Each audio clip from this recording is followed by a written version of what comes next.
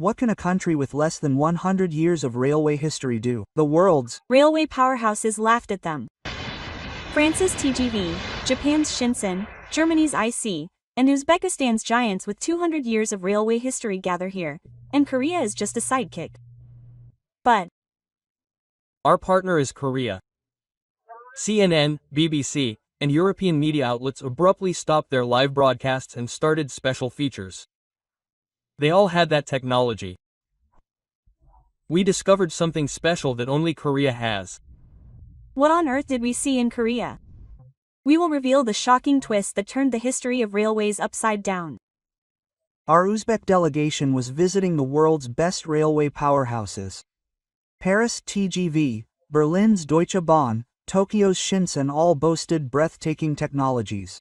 And now, the last stop on the itinerary, we arrived at Korea, a country that no one expected. A small country in the outskirts of Asia is building a high-speed railway. The French engineer's voice echoed through the Seoul station platform. Look, Mr. Karimov, I don't know why we came all the way to this rural place. France, Germany, and Japan were enough, but a German engineer was involved. Honestly, I had my doubts. Could a country that makes Korean cars and sells Samsung phones really have high-speed rail technology? Is that the end? It's worse than China. The Japanese delegation continued. When I got on the silvery, streamlined train at Seoul Station that morning, I wasn't impressed. It was just the appearance. Anyone can do it these days. It's really a performance, but I reluctantly entered the cabin. But my first impression was strange. It was so quiet, the noise from the platform disappeared as if by magic. Did I put in soundproofing? It wouldn't help if I increased the speed. The departure signal rang. But I was embarrassed. They clearly said it had started, but I didn't feel it at all. Hey, isn't it still not moving? The German team official asked in an annoyed voice. I looked out the window and saw that it was being pushed back. It really was moving. The speed dog was going 150, and there was almost no shaking. Was I lucky? Was it because it was a straight section? 200, 250. The coffee on my table didn't move at all. This is ridiculous. The French engineer held out a coin with an incredulous expression. The 300 kilometers coin was still standing. There had to be some trick. He had either manipulated the speed dog or he had checked the speed with the GPS on his phone. It was exactly 302 kilometers. The most important thing was, how could this be possible? Both the German team and the Japanese team had something to say. The expression on the Japanese team's face was especially masterpiece. It seemed like their pride was hurt. But at that moment, I felt something other than the technical wonder. Something like the hearts of the people who made this train. I don't know exactly what it is yet. The conductor came over and greeted me politely. His English was perfect, but his smile was warm beyond language. If there is anything uncomfortable, please let me know.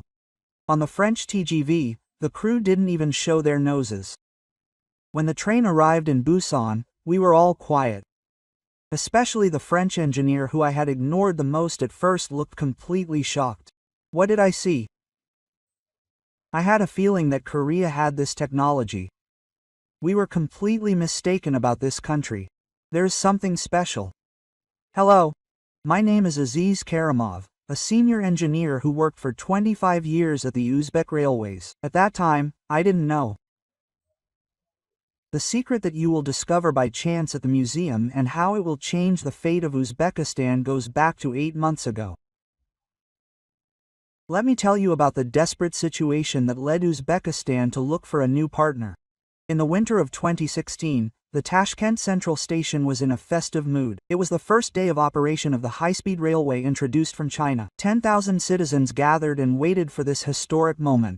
I was next to the driver's cab as the chief engineer. 3 years of preparation, hundreds of millions of dollars invested. Everything was for this moment. But 10 minutes before departure, the dashboard suddenly lit up with a red light. System error. Are you kidding me? I found the manual, but it was all in Chinese. There was no translation.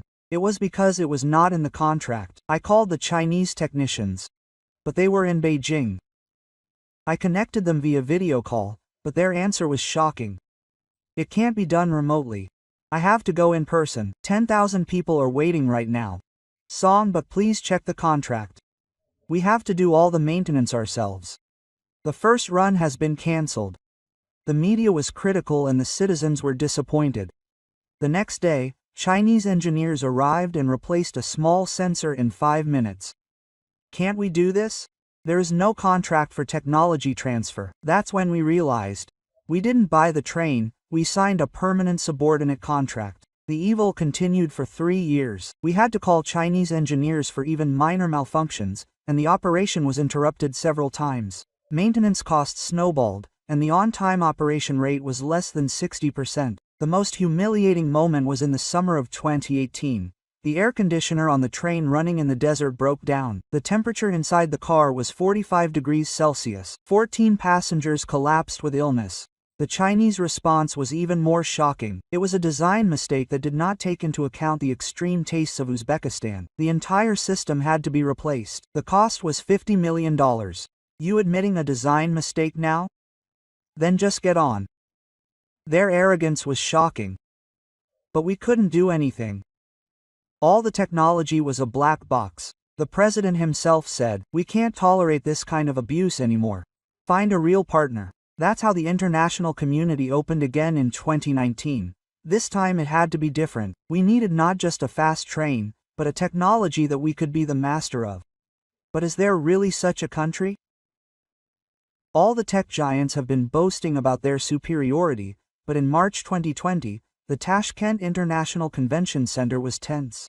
The giants of the global railway industry were all gathered. France's Arles displayed a huge booth with a model of a TGV. Germany's Gies filled the walls with precise blueprints. Japan showed off its Shinsen's 50-year accident-free myth with a hologram. But there was a small booth in the corner. A few Korean tables and laptops. Why is Korea here? Isn't KTXA French technology? Honestly, I was also curious. How could a country with almost no overseas performance make it into the final 7 countries? The presentation began. France was the leader.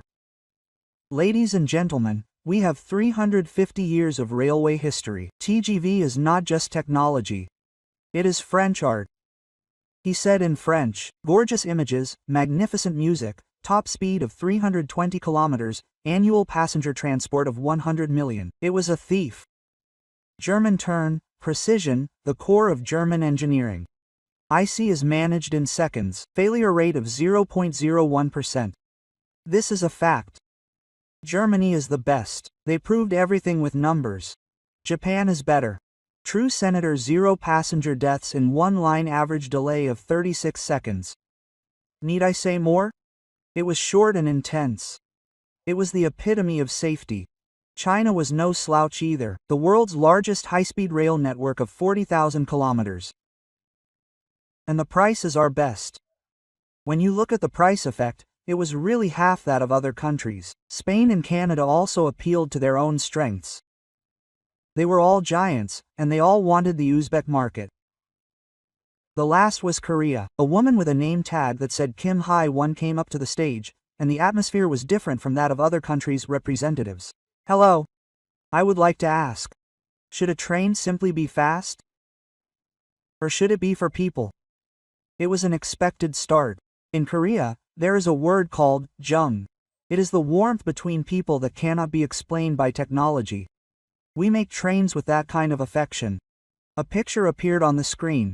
It was a grandmother giving something to a young man inside a KTX. Technology is important, of course. But this is more important. Uzbekistan has true technological sovereignty.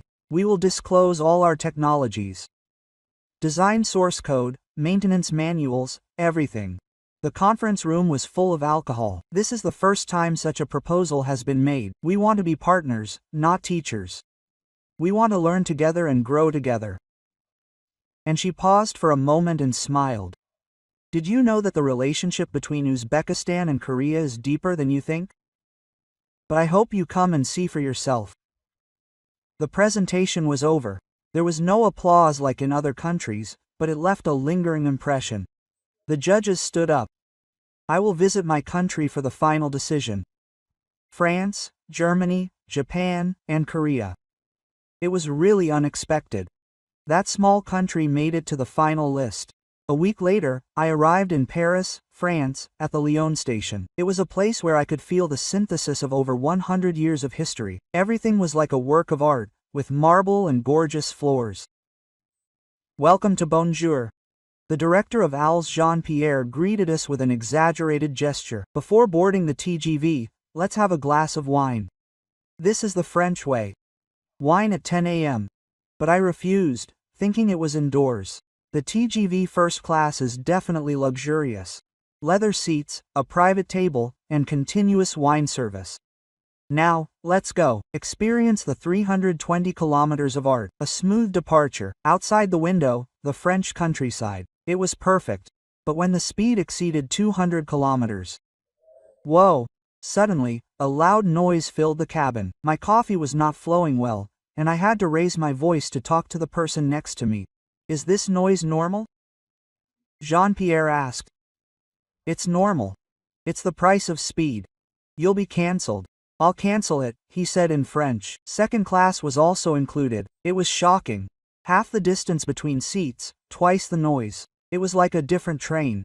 Why is second class so different? France is a country of classes. Each person gets the service that suits their position. When we arrived in Paris, we were 15 minutes late. It was a signal problem. This happens a lot in Paris.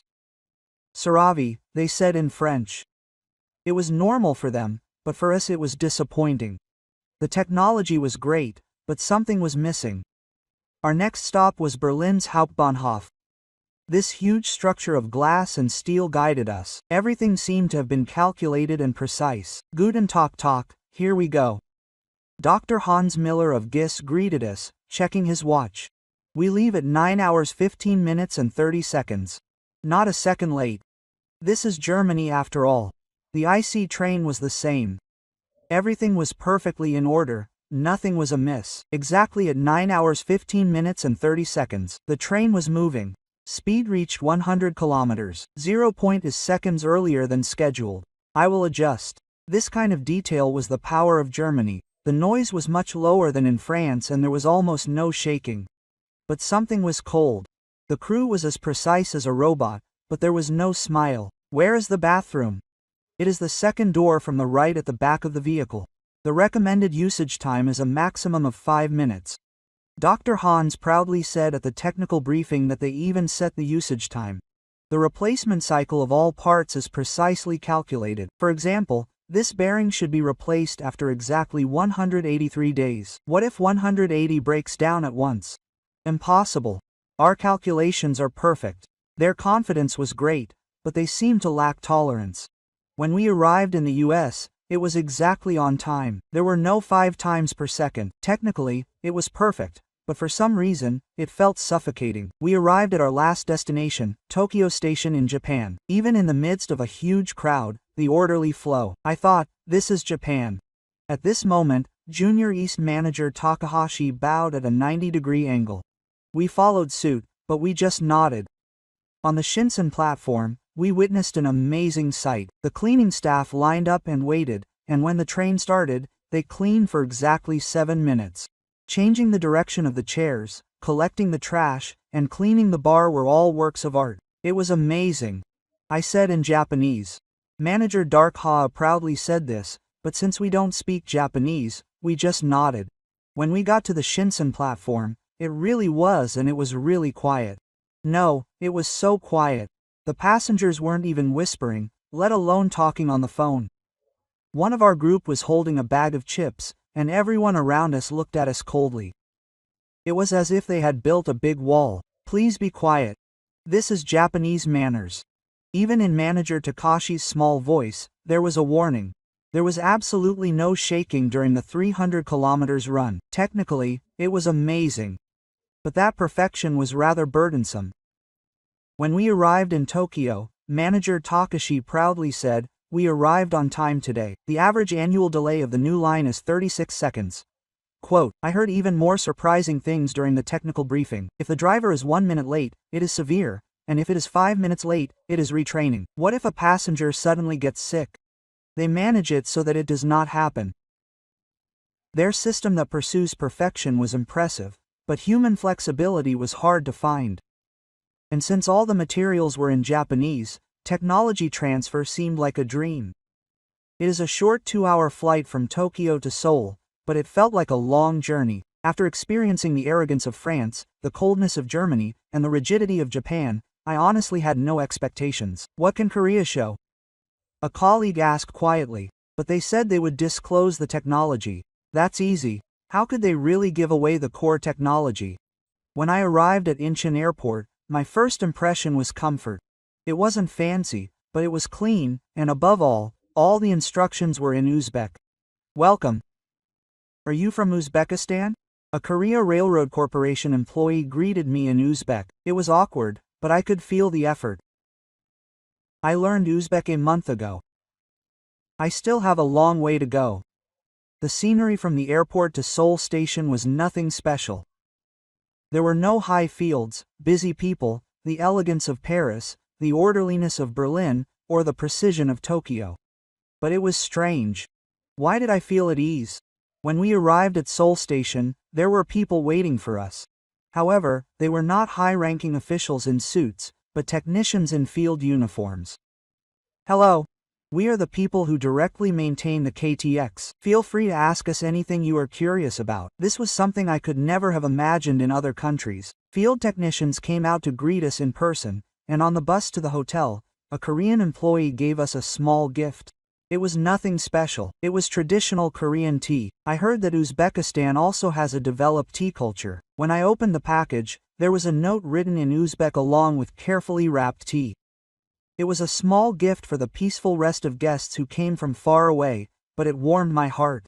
It was a feeling I had never felt in other countries. Tomorrow was finally the day to ride the KTX. What kind of experience awaited us? I went to bed half excited and half anxious. The next morning, a silver shining KTX was waiting for us on the Seoul Station platform. Wow! The German team official exclaimed in admiration and quickly shut his mouth. You can't praise your competitor. From the moment you get on the train, something feels different. Braille blocks were installed at the entrance and voice guidance came out. And in Korean, English, Chinese, Japanese, and Uzbek. They even prepared Uzbek guidance. Yes. We recorded it all night. If the pronunciation is strange, please let me know. When you enter the cabin, you will be surprised again. There were 2 chair spaces in each car, and there were folding tables and outlets installed. The general seats were also spacious and comfortable, and then the amazing experience began. The departure announcement came on, but I doubted whether it really started. It was so smooth. I had to look out the window to know that it was moving. The speed increased, 100, 150, 10, 200. But there was almost no noise. The sound of the French TGV was nowhere to be found. Can I test it? The French technician took a sound level meter from his bag. 68 dB. This is the level of an ordinary office, but the German team counted coins. 250, 280, 300 kilometers. The coins were still standing. How is this possible? He said in German. The Japanese team also measured the vibration with their own equipment. Their expressions hardened when they saw the results. It was almost the same level as the Shinsen. But more impressive than the technical excellence was something else. A passenger in a chair came up from the Hanwha Grand Prix, and a flight attendant naturally approached him and helped him. It was a daily routine, as if it were nothing special. It was so natural that they guided him to a special space and fastened his seatbelt. Did that flight attendant receive special training? No, it was basic training for all flight attendants. There was also a visually impaired passenger. With a guide dog, no one saw anything special. The crew handed me a braille menu and kindly explained the location of the restrooms.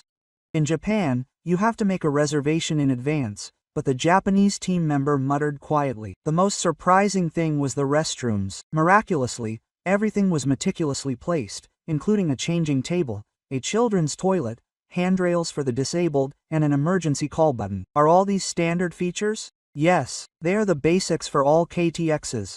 It's nothing special. What was obvious to them was special to us. I felt consideration for people beyond technology. Busan KTX. We sat in the general section. I wanted to see the real thing. There was an old lady sitting next to me. She was holding a small bowl, and something delicious tasted good. Not long after the train departed, the old lady saw me and spoke to me. I couldn't understand it because it was Korean, but her expression was warm. The interpreter explained. She asked where I was from. Tell her I'm from Uzbekistan. The grandmother's eyes sparkled. Then she opened the lid and took out some kimbap, handing it to me. No, it's okay, I made a gesture of appreciation, but the grandmother kept offering it. It's not that I refuse. I came all the way here, so I should at least try it. After hearing the interpreter's explanation, I had no choice but to accept it. I took a bite of the kimbap, and it was really delicious. It's delicious. When I said this in my broken Korean, the grandmother laughed angrily, and then she gave me more. I witnessed a beautiful scene at Daejeon Station. A young man got on a chair, but he couldn't see the aisle. But something amazing happened. The passengers in front of me naturally gave up their seats, and an old man helped carry the young man's bag. Before the flight attendant even arrived, everything was already resolved. Is it always like this in Korea? Yes. It wasn't like that in the past, but it's a lot better these days, the young man answered. He could speak English. Just 10 years ago, taking the train was like war. Now, it's really easy. At that time, I saw another surprising scene. A middle-aged man wearing a suit came out of the bathroom and found a tissue on the bar. He naturally picked it up and threw it in the trash. That guy is an executive of a large corporation. The passenger in front of me whispered. It's not unusual for a high-ranking person to do something like that in Korea. At Chenhana Station, there was a visually impaired person and a guide dog. A child saw the guide dog and shouted, "Mom, that's a dog." Then the mother quietly explained. That dog is working. It's to help a person with poor eyesight. Don't touch it. The child nodded and watched quietly. It was so natural. A flight attendant came over, handed over the menu, and asked the visually impaired person to order. The other passengers continued with their work as if it were a normal daily routine. There was another touching scene at that time. A family of foreign workers, who seemed to be from Southeast Asia, were checking their tickets and wandering around, but the kimbap lady from earlier approached them first and offered them help. The interpreter told them what the lady said. We also had a hard time when we went abroad in the past. We should help them. The lady even gave her snacks to the children of the family. I was touched when I saw all of this. The real competitiveness of the KTX was not its quiet engine or its fast speed. It was the culture of caring for each other in the small society created inside this train. What was especially impressive was that people could comfortably converse even while traveling at 300 kilometers per hour. In France, it was noisy, and in Japan, it was culturally impossible. Technology is helping people communicate. A German team official acknowledged this. When we arrived in Busan, the kimbap lady said goodbye. I'll come again next time. Our country is great.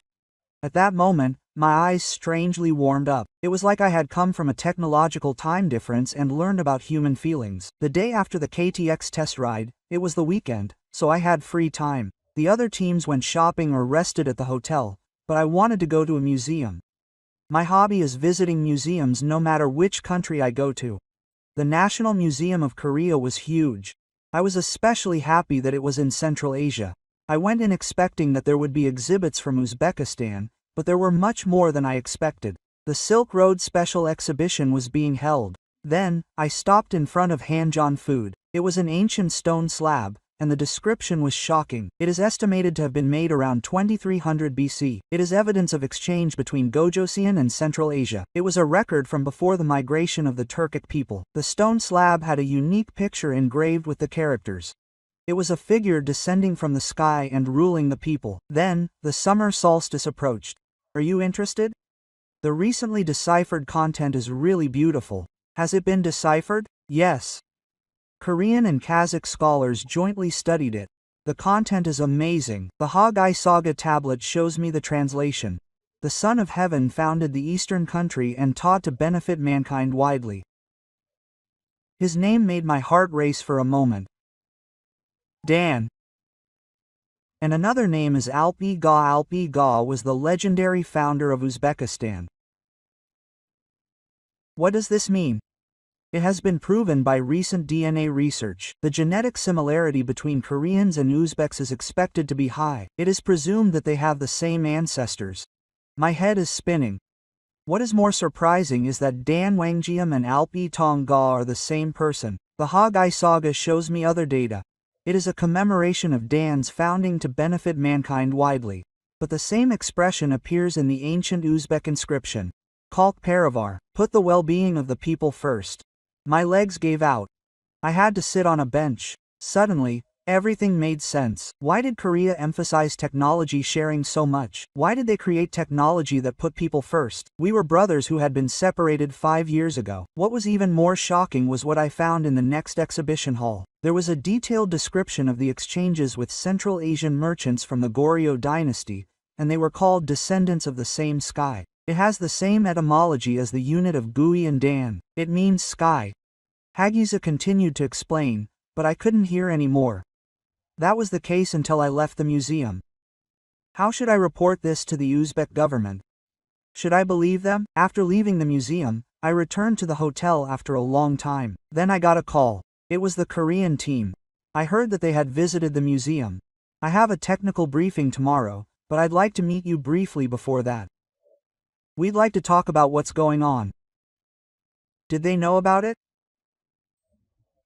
The next morning, in the conference room of the Korea Railroad Corporation, Director Kim Hae-won and an unexpected person were waiting for us. Hello, I'm Professor Choi Won-sok of the Department of Central Asian Studies at Seoul National University. Why did a historian have to come here?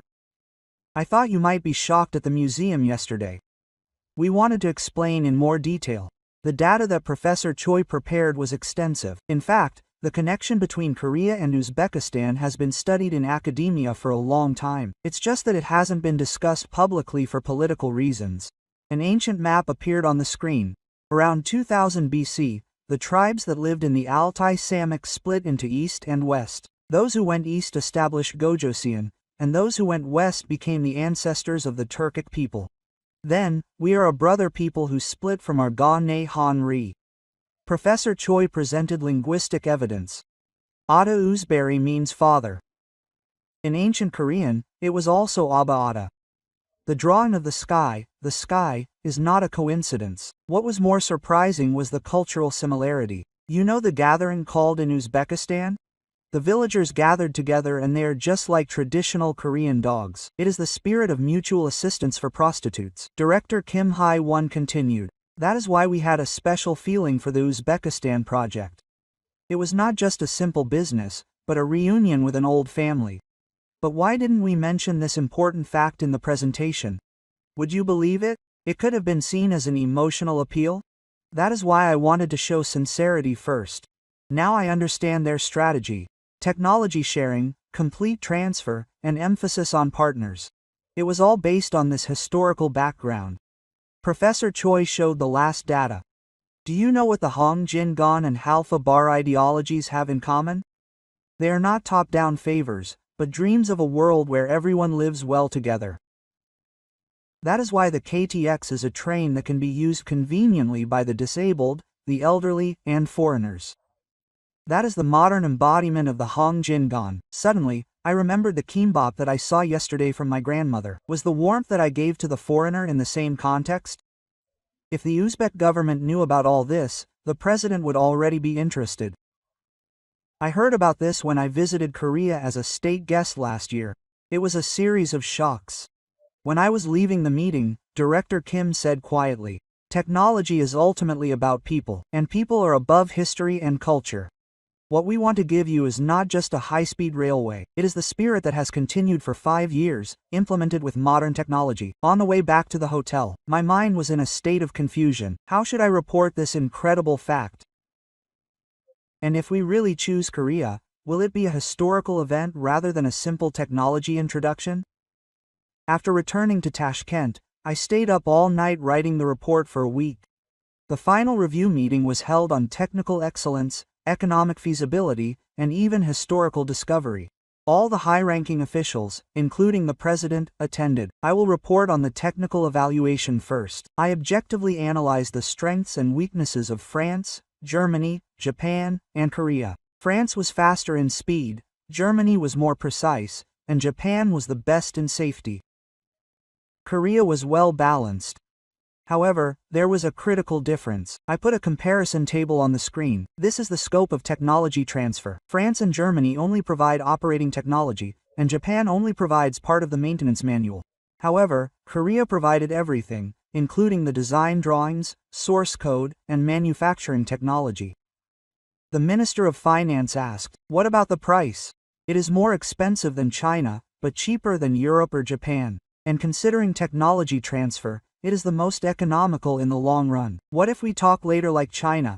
The Korean side has already presented a draft contract. All technology transfers are specified, and the penalty clauses for violations are also clear. The technical discussion continued for a long time. Then the president quietly asked, "But why is Korea trying to disclose everything like this?"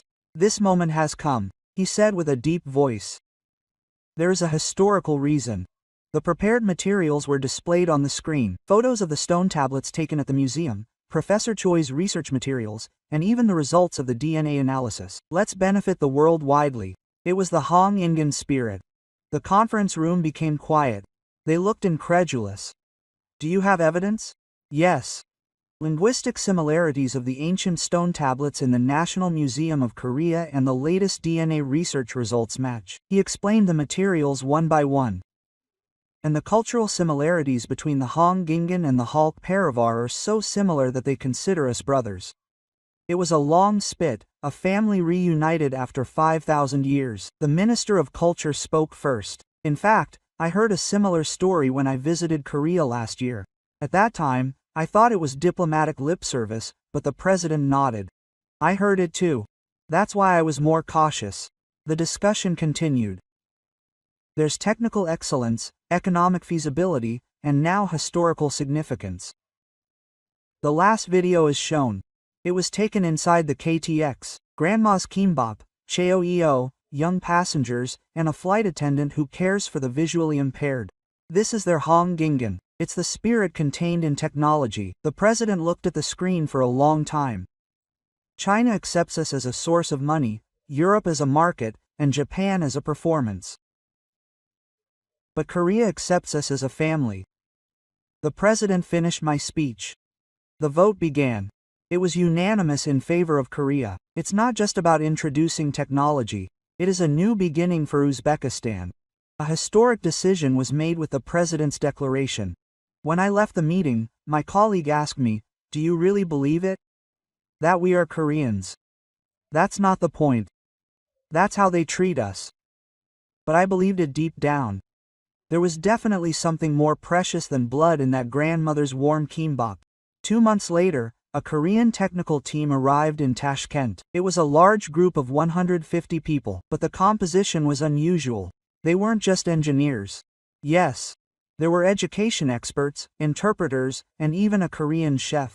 "It's a long-term project. We'll be working together for the next 2 years, explained Park Jae-yun, the team leader. "We want to share not only technology but also culture." The first surprise was the materials they had prepared. Tens of thousands of pages of technical documents had all been translated into Uzbek. We started working on this as soon as the contract was finalized. 50 translators worked on it for 2 months. It wasn't a simple translation. It was localized to fit the Uzbek railway terminology. The training began. But the method was unique. The Korean team didn't teach like a teacher. We came to learn. The extreme climate of Uzbekistan is different from that of Korea. We have to find a solution together. In fact, they kept asking for the opinions of the Uzbek engineers. In the summer, the temperature goes up to 45 degrees, then we need to reinforce the air conditioning system. In the winter, the temperature goes up to 20 degrees. A battery warmer is essential. The Korean team recorded the local situation. And surprisingly, they brought the revised design in just a week. So fast? The headquarters design team worked all night. It's a model specialized for Uzbekistan. What was more impressive was the way they worked. The Chinese team worked separately, but the Korean team worked on the same article as the Uzbek engineers. One night, they were blocked by a complex electrical system problem. "Would you like to have some ramen?" Director Park Sang-moo has a bag of ramen. It's 3 a.m. in Korea. We always eat ramen when we work all night. Let's eat together. he said while putting ramen in water. My father was also a railway worker. I've been sleeping while listening to the sound of trains since I was young. The atmosphere became soft as personal stories were shared, and as we looked into the problem again while eating ramen, a solution began to appear. Oh, this is a grounding problem. The soil in Uzbekistan is dry. That's why errors kept occurring. It was a solution that the Korean team and the Uzbek team found together. The preparation process for the first test drive was like a war. Thousands of parts, complex systems, and unexpected problems. 4 days before the test drive, a serious system error occurred. The signaling system did not work. This is a big problem. I have to contact headquarters. Wait a minute. One of the Uzbek engineers is coming. This seems to be a compatibility issue with our old signaling system. I'll try to do it. He modified the code himself based on the knowledge the Korean team had taught him. And that was it. The system worked properly. The Korean team cheered. We don't need you anymore, right? We still have a long way to go, right? But we have confidence that we can do it. At that time, Director Park said seriously, now you are the owners. We just came to help. It's the complete opposite of China. They acted like the owners until the end, but Korea treated us like the owners from the beginning. The night before the test run, the team and the Uzbek team all gathered. Tomorrow will be history. The era of true high-speed rail in Uzbekistan will begin. Director Park heard the fall. In Korea, we drink makgeolli the day before an important event. Today, we toast with traditional Uzbek liquor. For the success of the family, that night, we really felt like one family. It felt like we had become true partners who understood each other beyond technology. Finally, on the day of the test run, people gathered at Tashkent Central Station from the following morning. Perhaps because of the memory of failure, there was more affection than expected. What if it starts again? This time, it will be different in Korea. The train entered the platform. The Uzbek flag and the Taegukji were painted side by side. However, everyone was surprised to see the inside of the train. The traditional Uzbek pattern, jiri, was engraved on the ceiling and walls. This was created by a Korean designer and an Uzbek artist. They wanted to capture modern yet traditional beauty. The first run was a 450 kilometers trip from Tashkent to Samarkand in 2 hours. The departure signal sounded. Everyone held their breath. They were afraid that the evil of the Chinese train would come back to life. But did it start? The passengers understood because it was such a smooth start. When I looked out the window, it was going backwards. It really started. The speed was increasing, 100,150, but surprisingly, there was almost no noise. It was really possible to have a normal conversation with the person next to me for 200 kilometers. It was something I could not have imagined on a Chinese train. We entered the test run section. It was a desert area. The temperature was 38 degrees and the sandstorm was blowing. The air conditioner worked properly, but unlike the original, the cabin was cool. No, it was cold. The system specially designed by the Korean team for the Uzbek climate did its job. 250 kilometers Waha passengers cheered. A silver arrow cutting through the desert. And it was quiet and comfortable. The president is coming. It was an unexpected visit. President Mir Goff, like me, came on the train in person. I wanted to ride with the people. The president toured the general guest room. Wide seats, large windows, and amenities everywhere. There is a folding chair space in every carriage. Yes, the Korean side is paying special attention. It is a train for everyone. The president nodded. He also visited the driver's cabin. All the dashboards were marked with Uzbekistan. This is really the Korean team that has been learning Uzbekistan for 2 months, so that our engineers can work comfortably. He was impressed. As we approached Samarth, the president looked out the window and said, "It is so quiet even though it is running at this speed in the desert. And it is being driven by our engineers. It is just the beginning, Your Excellency. In a year, it will be completely our technology." Quote, the president turned around and said, "This is not just technology. It is art. Art that thinks of people. And that is it. China sold us a machine, but Korea gave us the future." When we arrived in Samarth, There were thousands of citizens waiting on the platform. Citizens cheering that we finally have a real high-speed railway. In it, the Korean team and the Uzbek team met each other. Park Sang-moo came up to me and said, "This is just the beginning. The future is more important." His eyes were sincere. They were the eyes of a family who was looking forward to the success of their brothers, not a businessman who came to sell technology. The president gave a speech at the evening celebration. Today is not just the day a new train ran. It is a historic day for Uzbekistan to take its first step toward technological independence. And he looked at the Korean team and said, "I met true friends, no, family. Thank you." It means thank you in Uzbek. That night, under the stars of Samarkand, we were all one family. A family united by technology that met again after 5 years. Tashkent Central Maintenance Depot, a year later. Now, do it yourself this time. The Korean engineer took a step back. Now, it was the day when the Uzbek engineer replaced the main part himself. I started working with trembling hands, but soon found stability. A year of training had ingrained itself in my body. Done. The system was working normally. Now we were truly the owners. Congratulations. Now you are the teachers. Director Park asked to shake hands. Next to him, railway officials from Kazakhstan and Turkmenistan were watching. Uzbekistan is operating it directly? Yes. Now it is our turn to pass on the technology. I proudly answered. It was something I could not have imagined even a year ago. A farewell dinner was held with the Korean team. We worked together for a year and became like family. Do you remember the kimbap grandma? Director Park recalled the memories. That kimbap showed everything. Technology is ultimately about people. The story came up again. A line of kimbap that I gave to a foreigner I met on the KTX in Busan. That grandmother was not special. Koreans are just like that. They are affectionate. Uzbeks are like that too. I guess that's why we are brothers. Everyone laughed. But there was also regret in that laughter. Farewell at the airport. It was the day the Korean team left. Let's meet again. This is the real beginning. Yes. Come visit Korea too. I'll buy you kimbap this time. I shook hands and shook hands again. Some people's eyes turned red. After the plane took off, I returned to the maintenance depot. Our KTX, no, it was a train that was about to start. Uzbek means Korean. I looked at the train and thought. Passing through the dagger and the Alp, it may not matter whether there really were brothers who were separated 5 years ago.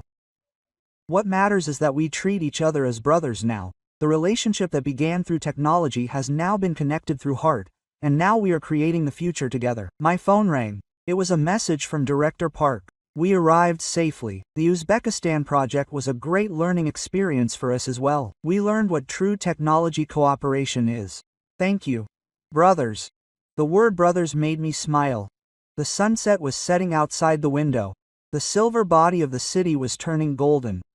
Tomorrow, the Doi train will run. From Tashkent to Samar to Bura and further into the future. It is not just a simple railroad, it is a path of hearts that has spanned 5,000 years, and a path of warm spirit embedded in technology. And at the beginning, there was my grandmother's kimbap, a stone tablet from the museum, and above all, a heart that treats each other as family. Technology is ultimately about people, and people are ultimately about hearts. This was the biggest lesson I learned in Korea.